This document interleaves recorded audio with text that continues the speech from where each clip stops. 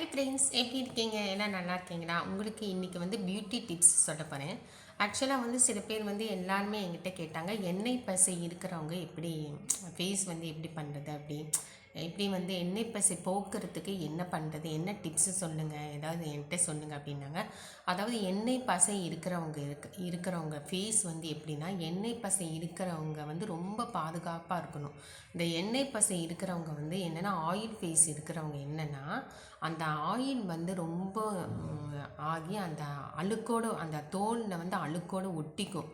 அப்படி ஒட்டிக்கும் போது என்ன ஆகும்னா, அந்த அதை வந்து ரொம்ப பாதுகாப்பாக வச்சுக்கணும். ஒட்டிக்கிச்சுன்னா அந்த இடமே வந்து ஒரு ஒரு மாதிரி ஆகிடும் அந்த ஆயில்.